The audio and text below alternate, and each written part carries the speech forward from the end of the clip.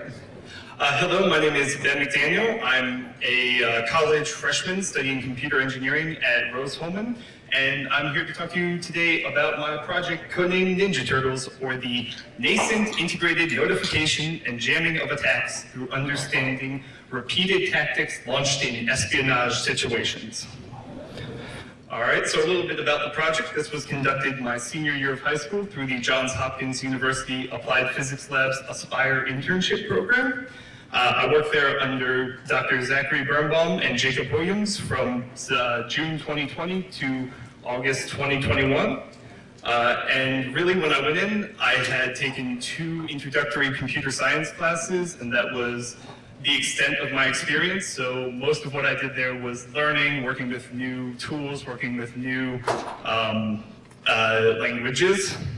And our goal for this entire period was really just to make a prototype, something that we knew wouldn't be perfect, but we had an idea and we wanted to make something that worked. So what exactly did we want to make? Well, our goal was prediction. We were hoping that we'd be able to look at a system, identify suspicious behavior, and then by analyzing other attacks, we'd be able to guess what the end goal was of that suspicious behavior. We focused on 3 different types of attacks: data exfiltration, resource hijacking, and ransomware, which is the one that we actually went in and fully implemented. So how we went about this was largely based around the MITRE ATT&CK framework. MITRE ATT&CK is a compilation of a bunch of different attacks broken down into sub-techniques, which was really useful for how we wanted to organize, because our goal was to create maps of how different attacks were similar, where they diverged, and then what we could do, what we were able to do is create sort of the opposite of that. So if we know an attacker might try and do one thing, what would we be able to observe from the defense point? And we call those flags. So this is what MITRE ATT&CK looks like. Up top, you've got an example of a technique, T1485, which is data destruction. And then next to that is how it's specifically being used. In this example, we've got it in the APT38 ransomware attack. Underneath is the more general write-up of the technique as a whole. And with all of these, there's a much more detailed write-up of every attack that we'd be looking at, which wasn't what we used for the initial organization, but was very useful when I went in to build my test ransomware. So this unreadable mess is the first version of the attack map that we made. And then there, much cleaner, that's what we actually ended up using. So I'll walk you through the top one, which is ransomware. So that starts with T1548.002. The 1548 refers to abuse elevation control mechanism, and the .002 is the sub-technique that is bypass user account control, and that's just an attacker obtaining RCE. Next it goes access token manipulation, which just means the attacker is giving himself permissions.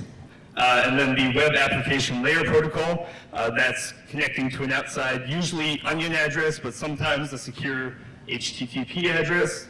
And then what you'll see in the center is that all of the attacks are centered around this one big technique, T1543.003, which refers to the creation of a Windows service.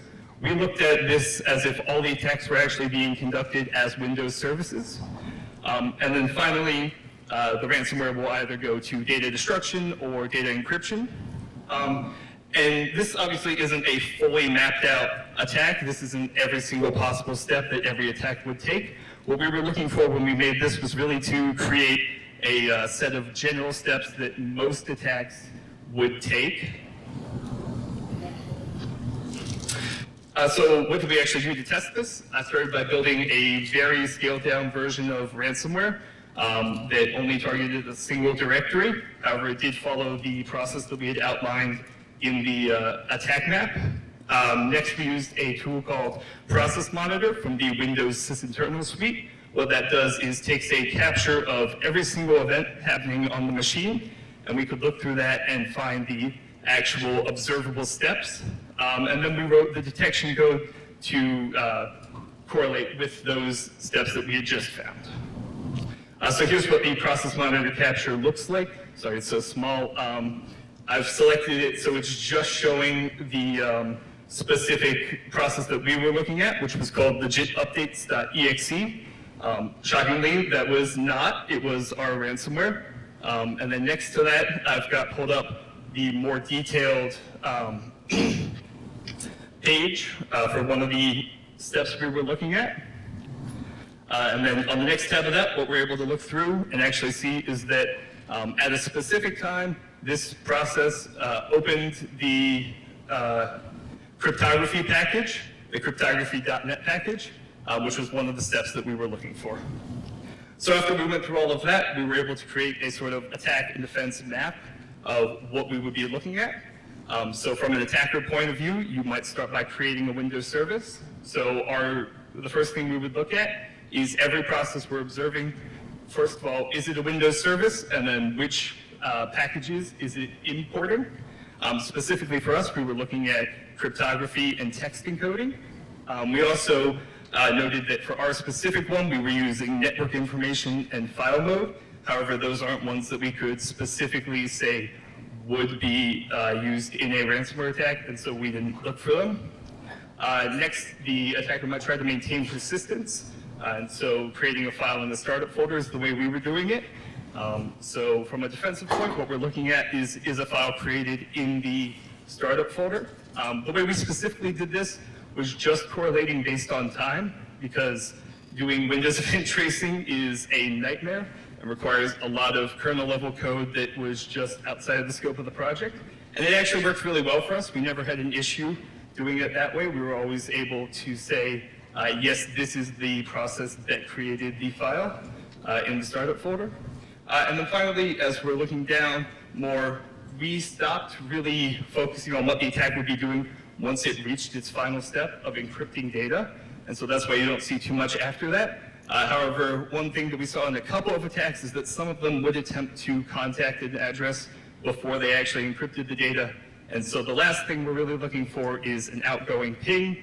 For our specific test case, we used Google. So real quick, I'm going to show a demo of this working.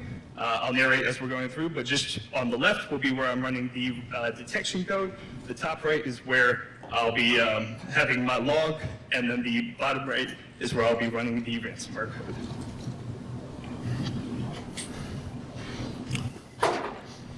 All right, so I've started the detection program, and the first thing you'll notice is that it's going to say couldn't parse. That's for when we're looking at the at each individual process. If it's a service, what we're checking is what's the name of it. And so obviously if it's not a Windows service, there's no name to check.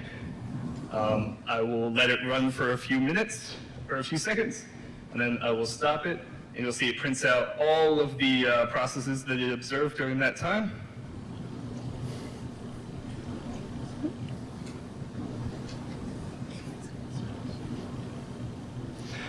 Yep, and then I'm just going to go through and check and make sure that we actually did find the ransomware that we were running.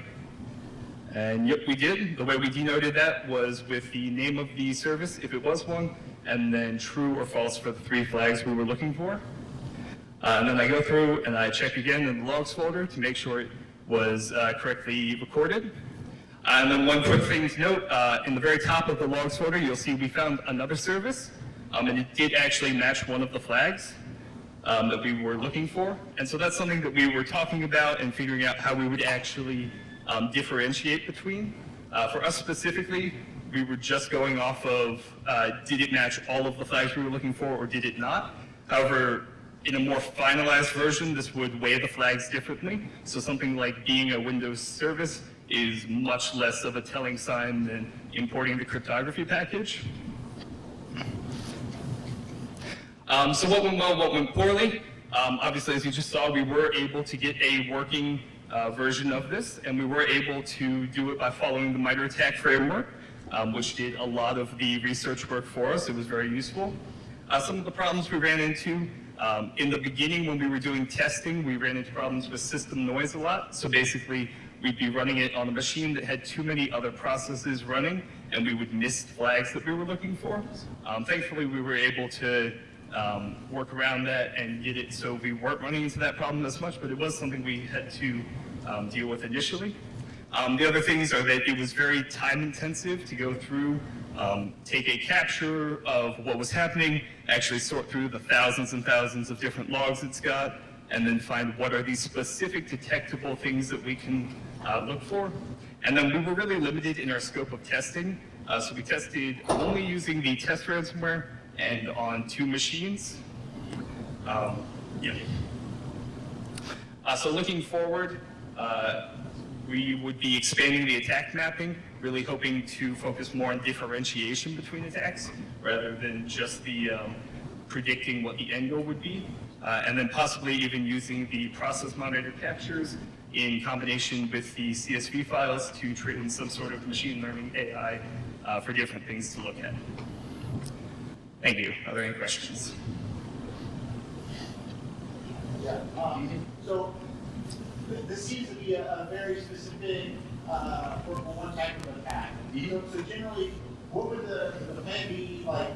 You know, you're at risk for a specific attack, you implement this, or you would do this for all the different types of attacks, or for a large majority of the types of attacks that you suspect? Yeah. So those are both 2 uses for it. Probably the way we would be looking at it is if you were if you thought you were specifically vulnerable to a certain attack type, that you would focus on those. It might be possible to expand it to encompass a lot of different attacks. However, it would just be really, really like time intensive to get that much detection and correlation figured out. For your test traffic, you're going out through Tor, is there any concern with the provenance of the Tor exit nodes? You might be running those, or is it not a problem because your outgoing traffic was demonstrably innocuous? So that was not a problem we actually ran into, because for our testing we only used like the Google address, the 8.8.8.8. However, that is something you would have to consider if you were expanding upon this.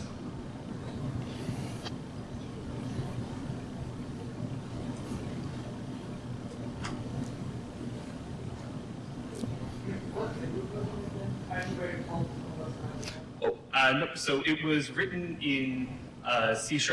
Originally, we had written a large portion of it in Python, but we found that a lot of what we were working with, like the use of the .NET packages, was really beneficial to getting it done quickly. And so, yeah, for us, we ended up with our final code being written in C#.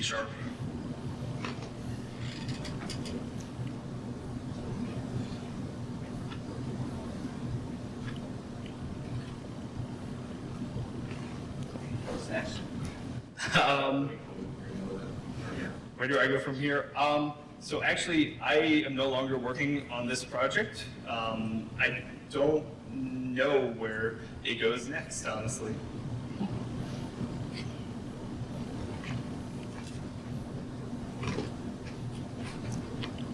right. Well, thank you very much for coming.